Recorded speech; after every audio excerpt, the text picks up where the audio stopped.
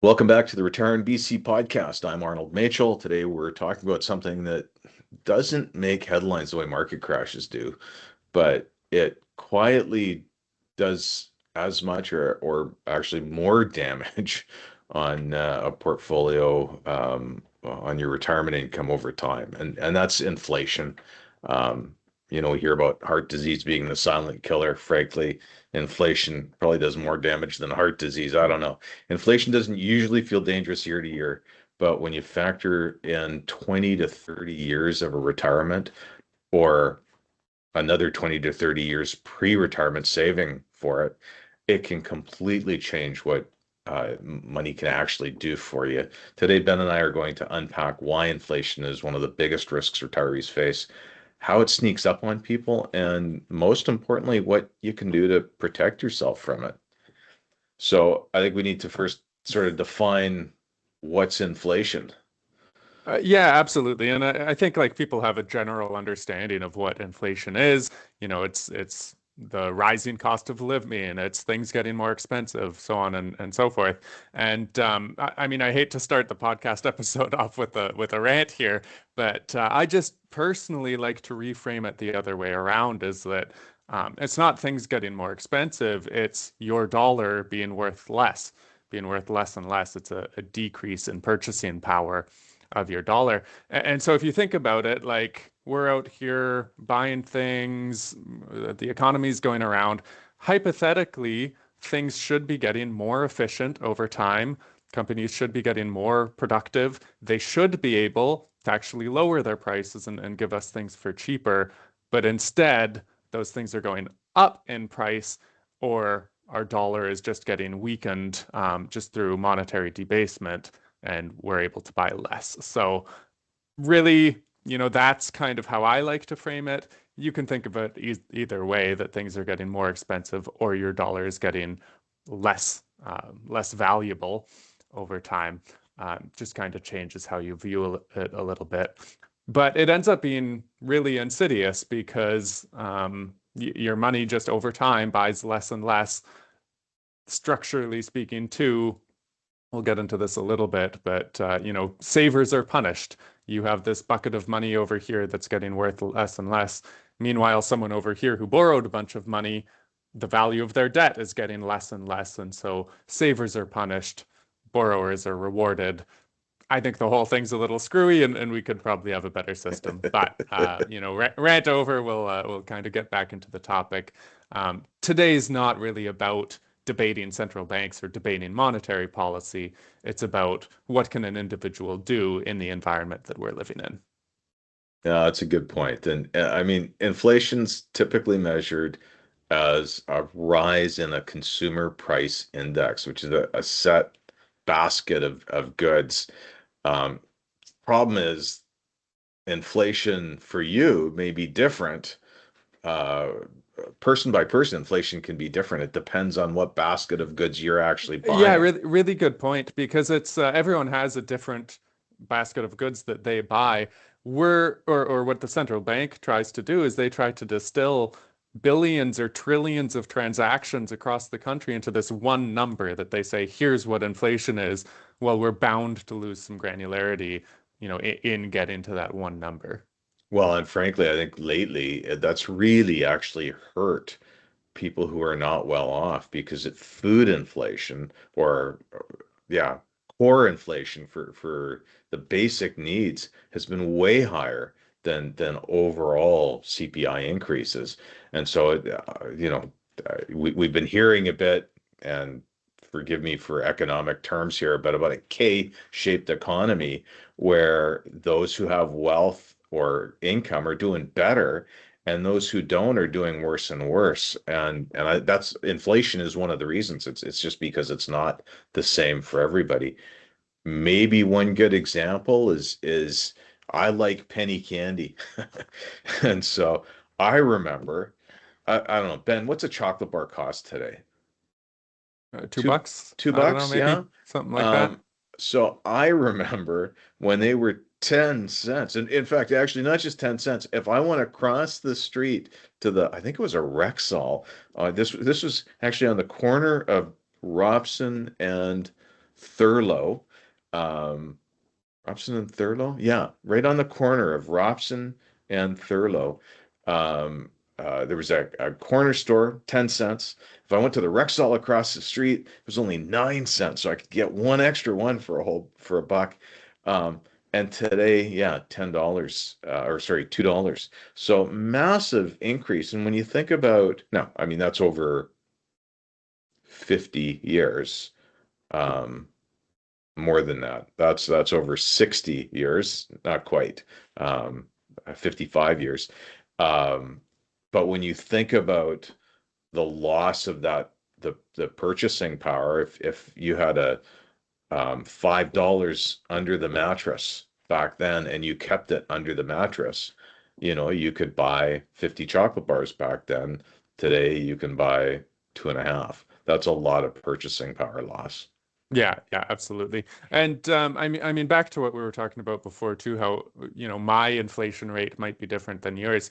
StatsCan actually has on their website a little tool that you can do for yourself that you enter what different categories you spend on, and it'll say, okay, per different category, what that category's inflation rate was, and then kind of gives you a weighted average of your own personal inflation, which maybe a little advanced. I don't think everyone has to go through that exercise by any means, but an interesting little tool there that you Well, and can. because there are things that have gone down in price, to your point about, Mhm. we should be able to get things cheaper, but the reality is that's not the case with most things. Well, I was furnishing my new home, and I couldn't believe how cheap TVs were. Right. Um, I still ended up getting a very cheap one of the options out there, but yeah, no, it was pretty interesting. The other thing too that I think that's a little bit beyond the scope of maybe this episode, but it's that we're talking about the cost of living and the cost of actual goods. There's another concept as well that would be asset inflation, which is that, okay, this CPI number, okay, it does cover the cost of housing, but it doesn't cover the actual price of that asset itself or the price of stocks or kind of those things as well. So kind of a related category there. Well, in a way, those work for us, not against us, right? Like, I mean, if we own those assets, um, our net worth goes up, and historically at a rate greater than inflation. But Well, and that was a little bit part of my rant before that I didn't quite get to, but I will now, because kind of you brought it up, is that okay, well, inflation is good for asset holders, and it's good for people who have a lot of debt, and it's bad for savers, and it's bad for low income people, and so on and so forth. And so, just anytime I hear people talking about wealth inequality or anything along those lines, I hear you. I think that's a problem in Canada, but in my opinion, the place to start is with monetary policy and kind of what's going on in some of these things. I just think, again, the inflation story, it's very insidious. It's hard to see. People who aren't in finance probably wouldn't quite necessarily see what we see or interpret it that way. But in my opinion, that is a very crucial aspect of the problem. well, and the government's incentivized. I mean, this isn't where we intended this cast to go, but the government's incentivized to do just that, to devalue the currency because they owe a lot of money. So you're absolutely right. Like it's there is a natural tendency, not just in Canada, for all governments to let inflation not go crazy, but to let it be persistent and persistently on the slightly higher side than maybe they should, and that hurts social policy. It hurts the poor, and it helps those of us who have assets or income, high incomes. Yeah, Yeah, but we'll try to bring it back on track there now. you go. No, Yes, I yes. totally All agree, right. and but and yeah, we'll bring it back there. In terms of just to get a feel for how quickly inflation works or how slow it works, there's a handy rule called the Rule of 72. Not really a rule, bit of a guideline. It works better for smaller inflation numbers, and then when they get bigger, it doesn't quite work out so well. But the gist of it is that you can take the number 72, you can divide it by the amount of inflation you expect. So let's say we expect 3%. And what that means is that the answer is 24. That's how many years it takes for your money to lose half of its value, right? And so with only an inflation rate of 3%, every 24 years or so, your money value is halved, right? Well, and so for a typical retiree, it's 65, living probably about 24 years. That means at the end of their life, any income that they're generating from GICs or whatever is going to, or their yeah, is going to be worth half what it had been before, So yeah, it's tough. Yeah, well, and so exactly, you're going into retirement, you're planning for a $60,000 lifestyle. Um, that doesn't equal a $60,000 lifestyle 15, 20, 25 years from Yeah, you now. need 120 grand. Yeah, you need more, right? Um, so we just often see retirees, especially, or people want safe investments or something like that. Just the caution would be safe doesn't always mean sustainable. You might need some growth. You might need your income to continue going up as you age, just to keep a big pace with that inflation. Not even if you're planning to spend more. Well, it's a real simple example of that is if you're earning 4% in a GIC, and just for the sake of simplicity, say you're a high income earner paying half your money in taxes. So if we factor in taxes and inflation, you're happy that you got this safe guaranteed income of 4%. So you put 10 grand in, you get $400 in the year. Well, first off, half of that is going to go to taxes, so that's down to $200. And inflation, if it's 3%, well, that just ate away at $300 of the $200 after tax. You're actually behind by the equivalent of $100. That's not safe. That's going broke slowly. You know, uh, I at least use that in terms of looking at percentage numbers. 4%, cut it in half, 2% drop off inflation, 3%, that's -1. That's what you're earning in a GIC. Now, it's a bit better if it's in a TFSA or RSP. You're not going to have that tax drag, but you still have that inflation drag. And I think you've got a comparison later on done with some other numbers similarly. But yeah, it's basic GIC rates will help you go broke slowly. That's it. Yeah, yeah. Well, I agree, and that's actually one of the points here. Inflation turns enough into not enough over a slow period of time. Yeah, You, yeah. you know, you really need to keep ahead of it. So, yeah. To your point, like I think just a lot of blind spots there. People have over reliance sometimes on GICs or cash, or even if you've got a fixed pension, you want to double check if there's indexing to it, cost of living adjustments, things like that. Now, the government ones, those are indexed CPP, OAS, but usually that's not taking up the whole portion of your retirement funding. May Hopefully need not. to, yeah, hopefully not. And so just, having an idea, I think we touched on it before, but your inflation number might be different than others. Just have an idea if you think you're going to be spending more and more and more, or if you're in some of those categories. Hard to project, of course, going forward. But I think if you are planning forward, we usually use a 2 or 3% inflation rate moving forward. That's probably a good spot to be, and just kind of assuming that that's the number you need to stay on top of. Yeah, no, absolutely agree. So I guess what's one of the solutions for not for what's one of the solutions for dealing with this inflation risk? It's investing in the markets, right?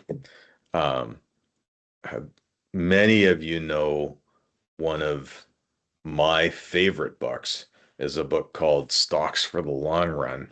And if you're watching this instead of listening to us, there's an image of it, Stocks for the Long Run. It's got these cool charts on it. Um, the guy that wrote that is a guy by the name of Professor Jeremy Siegel from the Wharton School of Economics, and he literally wrote the book on stocks for the long run. He went back to 1802, so a little over 200 years of history, and it's a little bit U.S. centric, but he does look at Canada and overseas markets and compares the returns over a whole bunch of time frames between looking at inflation, at gold, at money left under the mattress, um, at bonds, T-bills, and stocks, and how they performed. And the interesting thing is, when looked at over longer time periods, stocks or mutual funds that invest in stocks are actually safer on an after inflation adjusted basis than bonds or T-bills or GICs. I don't know. I don't know what sort of comments you hear, Ben, but I often hear people say, well, I don't want to lose money, and but then also I don't want to run out of money. Yeah, yeah, true. And they go a little bit hand in hand, offsetting with each other. Um, I don't know Well, if there's any. Yeah, go I ahead. think that's it. It's that things that equities or anything with market risk, volatility, pricing up and down. Yes, in the short term, there's a risk that things will come down or be valued differently. But I just would then look at the other side of things. And like we're talking about, having your money in cash or GICs or anything like that, inflation is also a risk, or it's more than a risk. It's a guaranteed It's almost a risk, guarantee. pretty Yeah. much guaranteed, right? I don't anticipate Yeah. huge changes in monetary policy. And not only that, but it's a risk that is guaranteed to happen and then compounds on itself again and again and again. And so, yeah, I think reframing it that way helps quite a bit. Or just to point out that, as you did earlier, if you're only earning 3-4% in a GIC, something like that, on an after-tax, after-inflation basis, you are probably losing money. Hopefully, that'll help people see the need to take some of that volatility risk in order to grow their assets.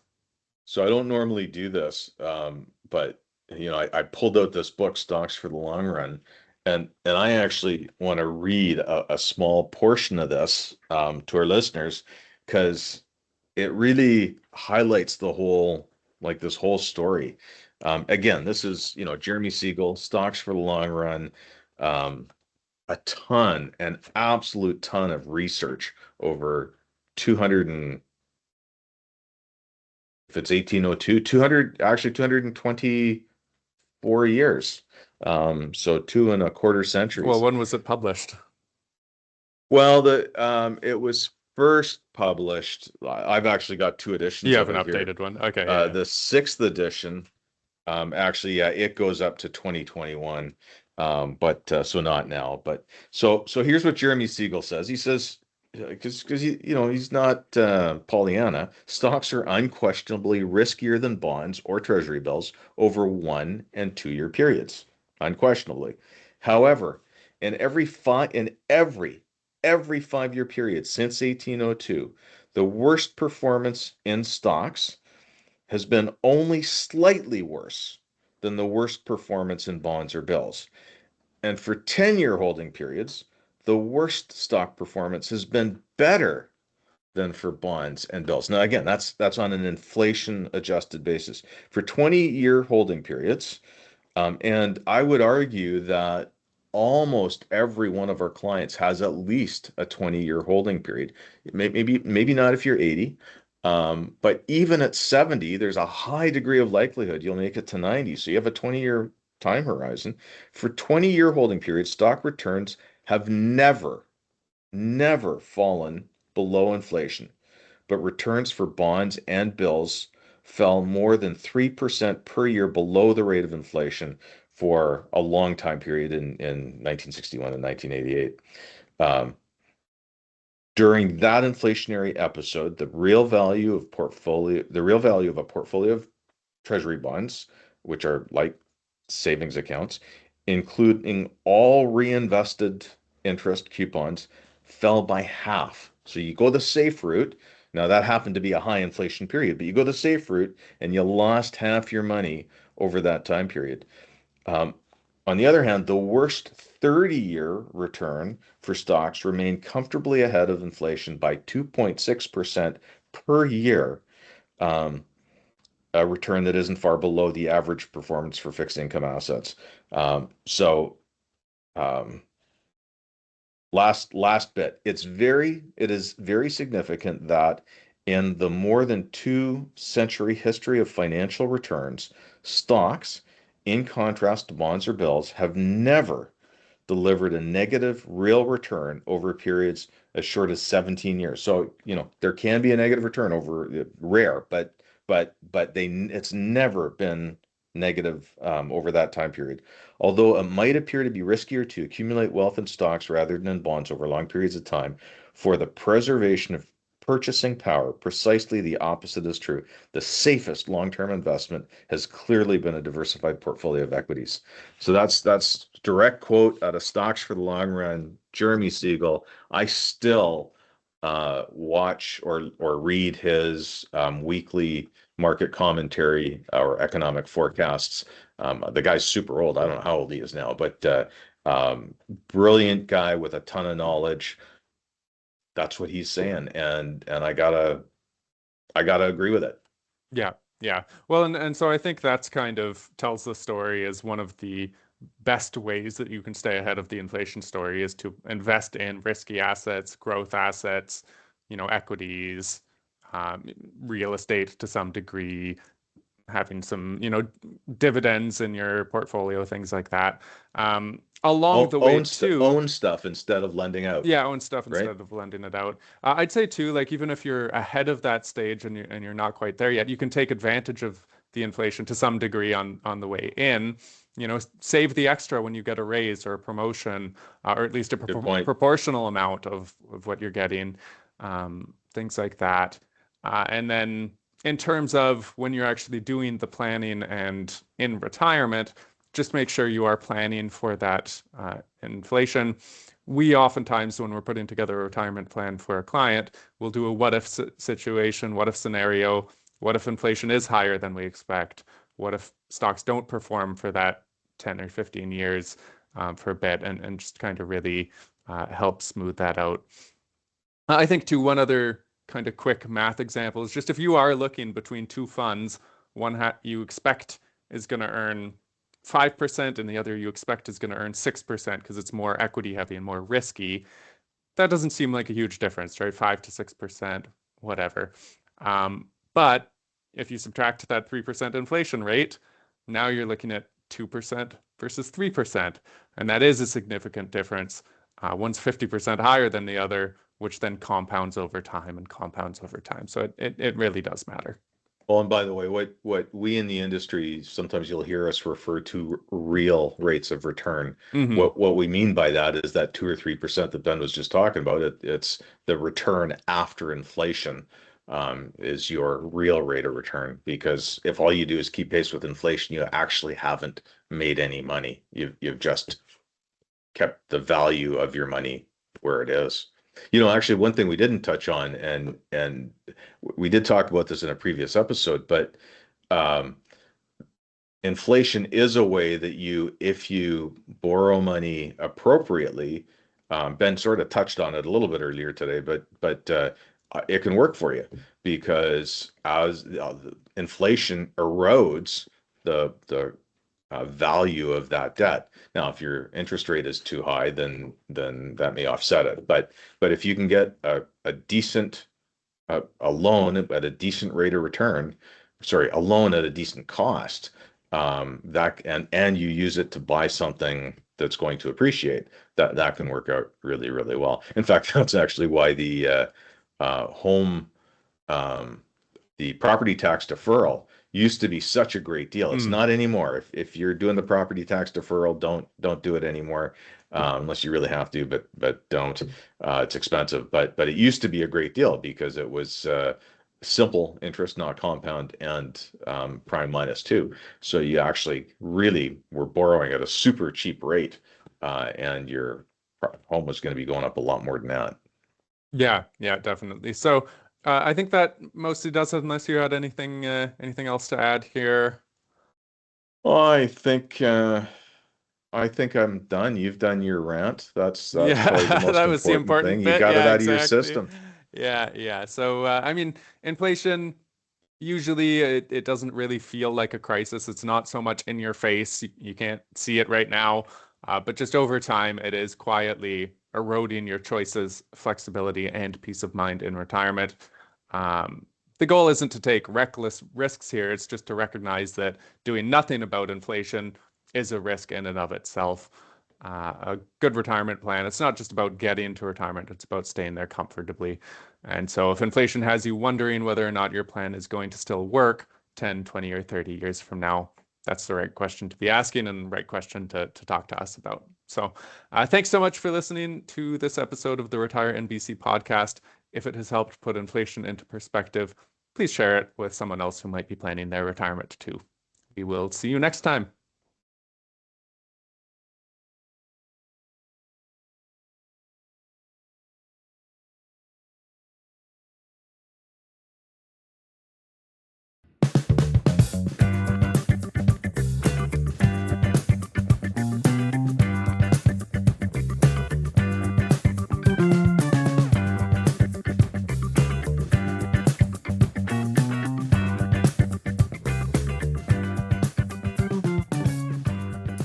The views and opinions expressed in this podcast may not necessarily reflect those of IPC Securities Corporation or IPC Investment Corporation.